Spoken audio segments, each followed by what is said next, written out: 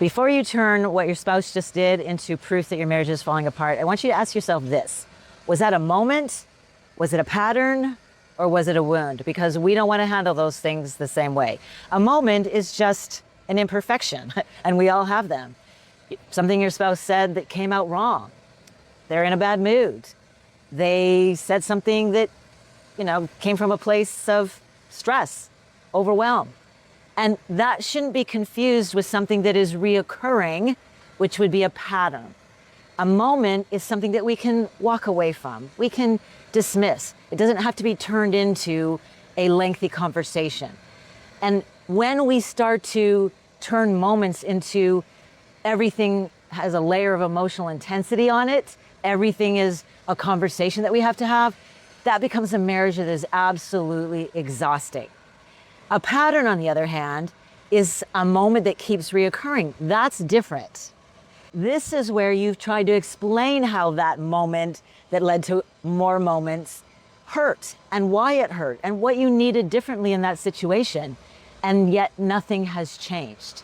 A moment can hurt, but that doesn't mean that it needs to carry the same emotional weight or intensity.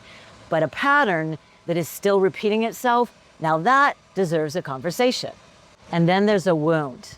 A wound is something that has happened in this marriage, some significant rupture of trust, emotional safety, whether that was an infidelity, whether that was small moments of broken trust over and over and over. And that needs to be processed, that needs to be understood, and that needs to be communicated effectively. Not every situation is a wound. Not every situation is a pattern.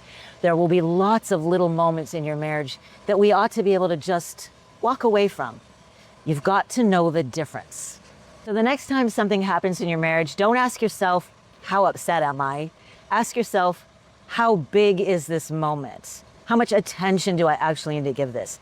And if you're struggling to know the difference, you're going to want to go grab my free guide, 3 Conversations That Save a Marriage, because you need to learn how to actually differentiate between these 3 things. And then secondly, if you're ready to go deeper, you might consider doing a garden walk with me, because every marriage is like a garden. There are things growing in your marital garden that are flourishing, and we want to be able to give healthy attention to that.